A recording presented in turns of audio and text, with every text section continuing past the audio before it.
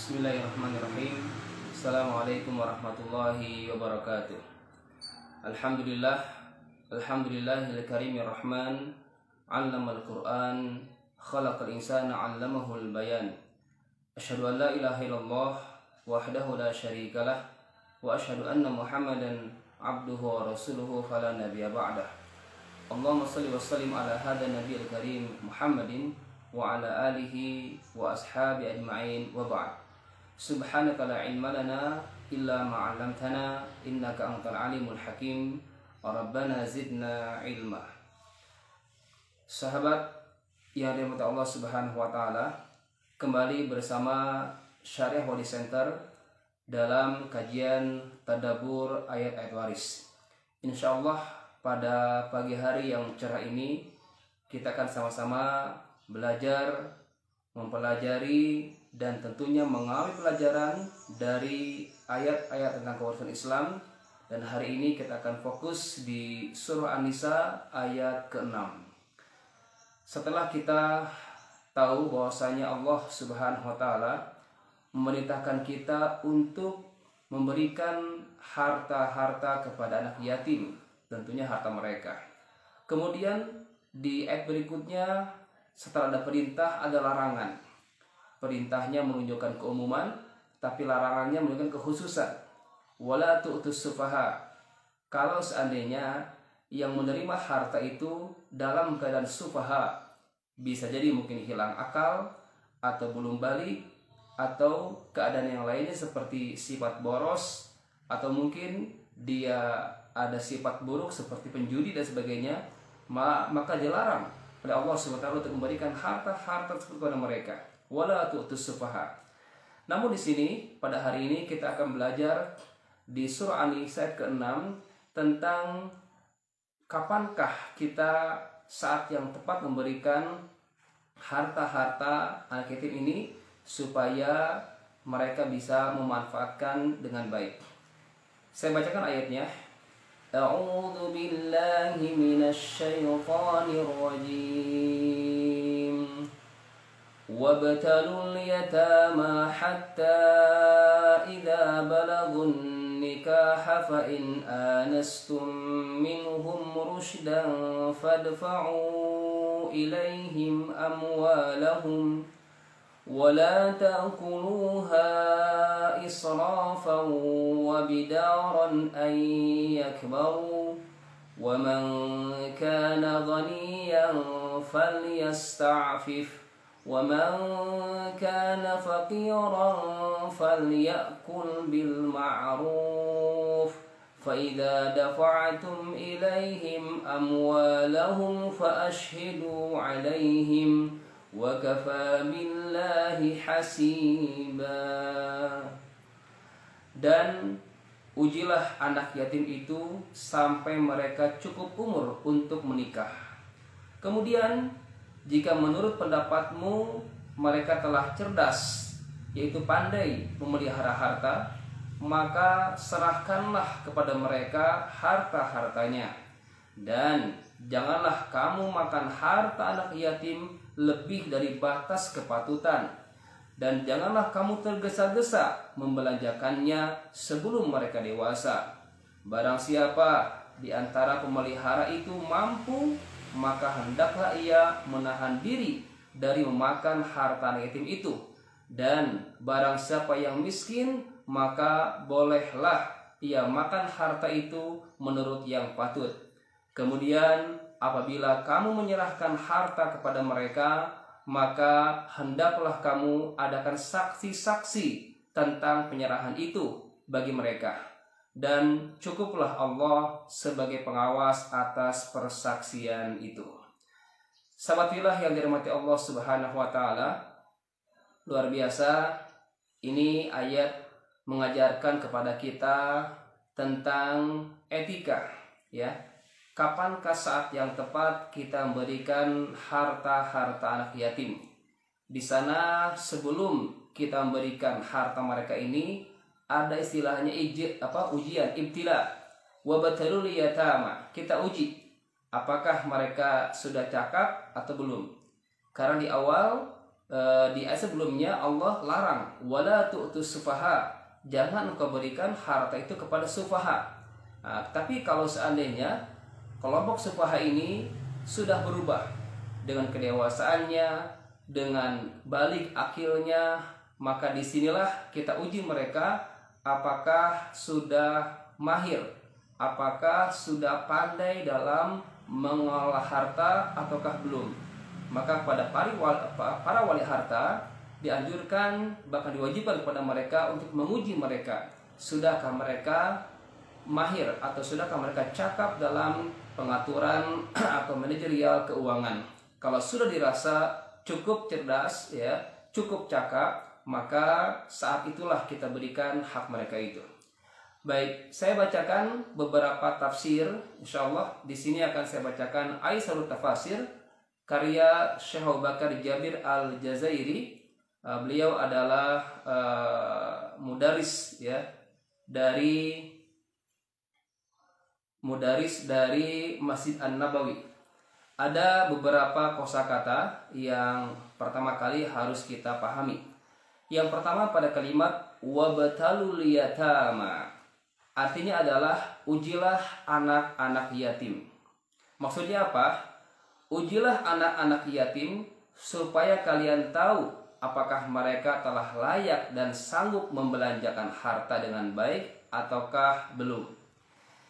Kemudian kalimat balagun nikah, artinya adalah di mana yang tadinya kondisinya atau keadaannya yatim, lemah, belum cakap, tapi ketika sudah balagun nikah, maksudnya adalah mencapai usia pernikahan, atau juga maknanya adalah sudah masuk akil balik. Bisa jadi mungkin tanda-tandanya secara fikih untuk kaum Adam atau laki-laki dengan ihtilam, yaitu bermimpi atau mimpi basah keluar sperma, dan untuk perempuan itu bisa dengan tanda keluar darah haid, maka di sana sudah dikatakan balik dan sudah dikatakan balagun nikah, mencapai usia pernikahan. Berikutnya adalah kalimat anastu, artinya adalah kalian melihat kedewasaan ketika mereka membelanjakan harta. Nah, di sini jangan sampai kita ini kurang tepat atau salah tepat, salah sasaran memberikan harta kepada mereka, tetapi mereka belum cakap. Ya, maka ketika mereka sudah anastum, kita nilai mereka sudah pandai dan cukup dewasa dalam membelanjakan harta, maka berikanlah hak-hak mereka kepada mereka itu. Kemudian kalimat israfan wa bidaran. Ada dua kalimat di sini. Pertama al-israf, yang kedua al-bidar. Al-israf artinya adalah menggunakan harta tanpa kebutuhan penting. Nah, ini karena ketidakcakapan, karena kekurangan dewasa, maka bisa jadi israf, yaitu apa? Membelanjakan harta yang sia-sia.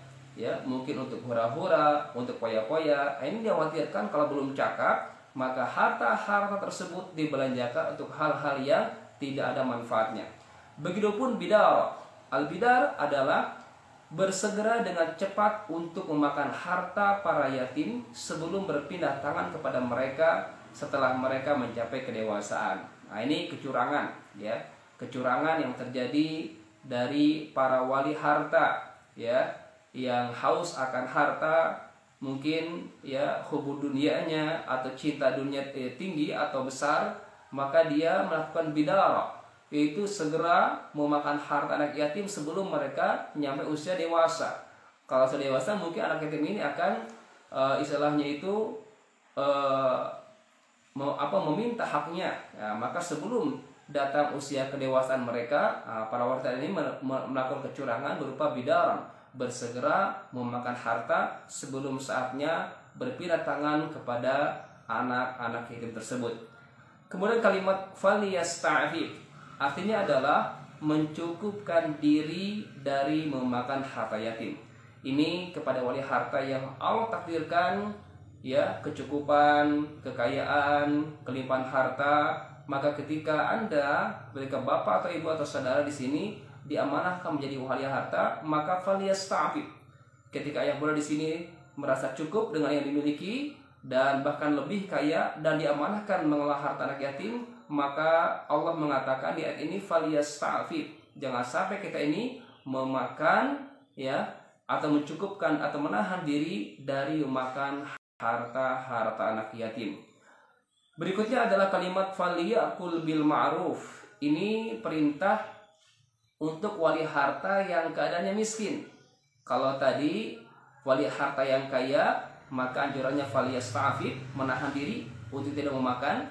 Kondisi kedua, ketika wali hartanya dalam keadaan miskin, maka Allah mengatakan falyakul bil ma'ruf, nggak apa-apa, boleh ya, boleh bagi wali harta, mungkin pamannya, tantenya atau siapapun yang diamanahkan mengolah harta anak yatim. Ketika yang pengelola ini dalam keadaan miskin, maka boleh memakan harta anak yatim tersebut dengan cara apa? Ma'ruf, dengan cara patut ya, tidak tidak melampaui batas. Falyakul bil ma'ruf, makanlah harta mereka sekedar kebutuhan yang mendesak.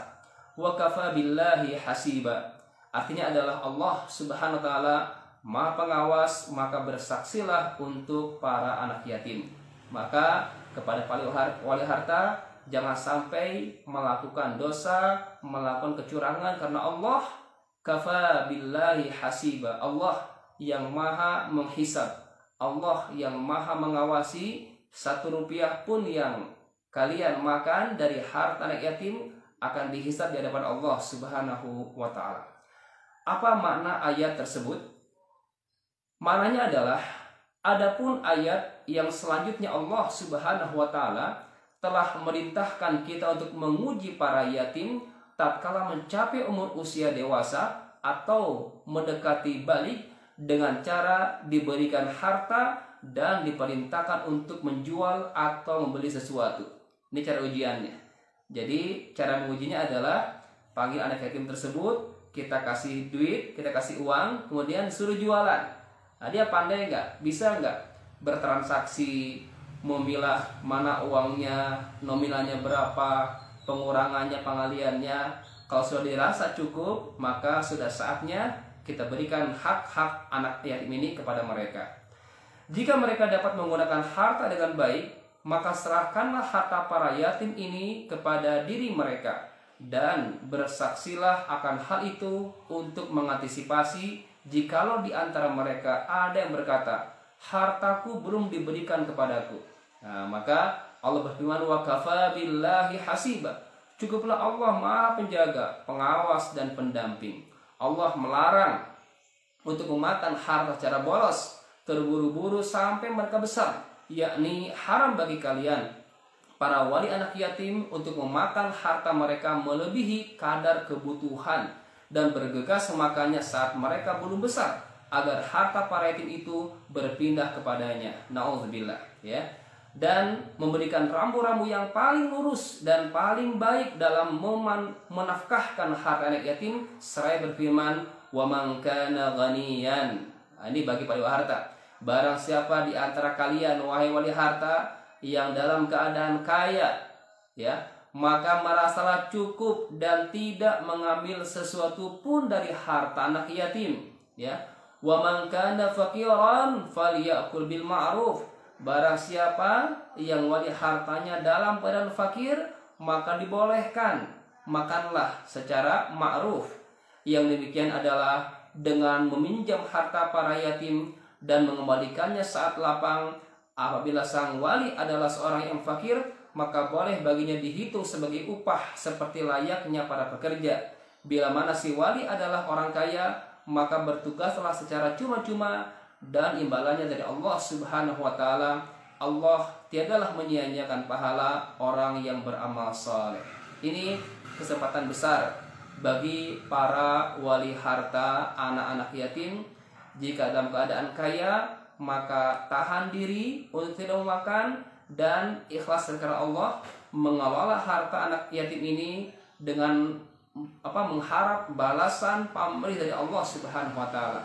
Adapun ketika wali harta ini dalam keadaan miskin, maka dibolehkan untuk meminjamnya atau dibolehkan untuk memakannya sekedar ya dalam keadaan mendesak, atau mungkin dia dalam keadaan butuh gitu kan ya, maka dibolehkan, ibaratnya atau bisa jadi ini sebagai upah mengatur harta anak-anak yatim. Kira-kira apa saja pelajaran yang bisa kita ambil dari ayat ini? Yang pertama adalah wajib diadakan pengujian sebelum harta diserahkan kepada si yatim. Tidak akan terjadi penyerahan harta sebelum terlaksananya ujian. Ya, kepada ayah bunda yang hari ini diamanahkan menjadi wali harta dari anak yatim, kalau anak yatimnya sudah nyampe balagun nikah, maka ujilah mereka. Ya, ujilah mereka sudahkah cakap ataukah belum. Tadi dengan cara apa? Memberikan uang untuk dibelanjakan atau bertransaksi atau berbisnis supaya terlihat kecakapan mereka dalam transaksi atau mengelola keuangan. Yang kedua pelajarannya adalah wajibnya mengadakan persaksian saat menyerahkan harta yatim kepada pemiliknya setelah mereka mencapai usia balik dan dewasa. Ini pentingnya saksi. Ya, saksi dalam syariat Islam adalah dua laki-laki yang adil. Ya, maka bagi para wali harta menyerahkan catatannya. Ketika selama pengolahan dipakai untuk kebutuhan anak yatim, mungkin sekolahnya, mungkin kebutuhan makannya, mungkin kebutuhan kesehatannya, silakan tercatat semuanya. Dan ketika sudah sampai masa balik mereka, maka catatan tersebut diserahkan sebagai laporan. Ya, selama ini aset tersebut berputarnya kemana? Nah, ini laporannya sangat akurat, tercatat dan diberikan saat penyerahan itu dan disaksikan dua saksi yang adil. Pelajaran ketiga adalah haramnya memakan harta anak-anak yatim secara mutlak. Ya, nggak boleh. Ya, walaupun tadi ada kelonggaran ya bagi wali harta yang keadaan miskin, tapi secara umum itu adalah diharamkan memakan hak-hak mereka. Ya, wala tu'tus sufaha. Ya, jangan sampai kita memberikan kepada sufaha, tetapi di sana ada larangan bagi para wali harta jangan memakan. Ya, faliyasta'fif, hendaklah kita menahan diri untuk tidak memakan harta anak yatim. Karena di ayat ke-10 Allah mengatakan, innal ladzina ya'kuluna amwalal yatama dzulma innama ya'kuluna fi butunihim nar. Nanti kita bahas betapa kejamnya, betapa pedihnya siksaan bagi orang-orang yang memakan harta anak yatim secara zalim. Baik itu rekayasa, manipulasi, ya, data yang dipalsukan dan sebagainya. Hati-hati. Takutlah, bertakwalah wahai para wali harta yang diamanahkan oleh Allah Subhanahu wa taala untuk mengolah harta mereka. Takutlah kalian jangan sampai berbuat zalim dalam mengolah harta anak-anak yatim. Pelajaran terakhir adalah apabila sang wali adalah seorang yang kaya, maka tidaklah diperkenankan mengambil harta yatim sepeser pun. Ya, nggak boleh, karena ini keumuman larangan. Tapi jikalau dia adalah seorang yang miskin atau fakir, maka dibolehkan untuk meminjamnya dan mengembalikannya saat sanggup. Ya, jadi kalau wali harta ini miskin, boleh memakannya dengan akad pinjaman. Dan kalau minjam berarti dia harus mengembalikan ketika dia dalam keadaan lapang. Ya, andai kata dibutuhkan pekerja untuk mengurus yatim, dibenarkan untuk sang wali agar mengambil upah yang layak. Atau dibolehkan juga wali harta yang yatim ini, yang miskin ini, mengambil aset yatim ini sepatutnya atau sewajarnya sebagai upah dari pengelolaan harta yang ada. Itulah aturan Allah Subhanahu wa taala tentang perwalian, wali harta untuk anak-anak yatim. Namun di sini pertanyaan kedua adalah wali asuh, ya. Siapakah yang menjadi wali asuh dari anak yatim? Walaupun di ayat ini tidak dikatakan dan tidak dibahas tentang siapakah wali asuhnya, yang dibahas hanya wali hartanya, tapi setidaknya banyak keterangan sabda Rasulullah SAW yang menjelaskan tentang perwalian dalam pengasuhan dari anak-anak yatim yang ditinggalkan oleh ayah mereka. Yang pertama dilihat kondisinya. Kalau seandainya yatim ini masih dalam usia persusuan, berarti usia 2 tahun ke bawah, gitu kan ya, maka pengasuhan diserahkan kepada ibunya, ya, kepada ibu dari anak ini. Kalau seandainya si anak tersebut masih dalam masa persusuan usia 2 tahun ke bawah. Tapi kalau seandainya setelah lewat usia persusuan, misalkan ayahnya meninggal, anaknya usia 3 tahun, nah, ini kan sudah lewat persusuannya. Nah, maka di sini bagi si ibu tidak wajib, tapi sifatnya adalah kebaikan si ibu. Kalau mau mengasuh maka itu merupakan kebaikan. Tapi kalau belum di usia menyusui, itu wajib bagi si ibu mengasuh anak tersebut. Tapi kalau sudah lewat usia persusuan, maka ini hanya berupa kebaikan saja. Maka silakan, bisa jadi mungkin dari pihak keluarga suami almarhum yang meninggal itu bisa mengambil alih pengasuhan dari anak yatim ini. Tapi kalau si ibu dari anak ini ingin mengasuhnya, maka ini adalah sebuah kebaikan, ya, sebuah amal soleh bagi ibu tersebut, karena kewajibannya gugur. Nah, jadi bedakan antara kebaikan dan kewajiban. Kalau kewajiban dilaksanakan tentu berpahala, tapi kalau kewajiban ditinggalkan berdosa. Nah, jadi kalau ada seorang ibu, anak yatimnya masih dalam keadaan menyusui dan dia tidak mau mengasuhnya, ini dosa, karena masih wajib bagi si ibu mengasuh anak yatim tersebut yang masih dalam usia persusuan. Tapi kalau sudah lewat usia persusuan, maka kewajibannya hilang, yang ada kebaikan. Maka bagi si ibu tersebut, jika mengasuh anak tersebut, maka kebaikan bagi si ibu. Tapi jika pun tidak, maka tidak berdosa. Ya, maka diserahkan kepada keluarga almarhum suami dari anak yatim yang meninggal tersebut. Kemudian kalau seandainya misalkan si ibu ini menikah lagi, maka sudah lepas kewajibannya itu. Karena si ibu tersebut, perempuan tersebut, dia harus wajib patuh taat kepada suami yang baru. Nah, maka pengasuhan anak tadi diserahkan kepada keluarga suami yang meninggal yang pertama. Tapi kalau si ibu tadi masih mau ngambil, maka itu pun dinilai kebaikan bagi si ibu tersebut. Wallahu a'lam bishawab. Ini pengasuhan atau perwalian asuh dari anak-anak yatim sesuai dengan syariat Allah Subhanahu wa taala. Mudah-mudahan Allah Subhanahu wa taala menjaga kita, ya, untuk menjadi orang-orang yang amanah, ya.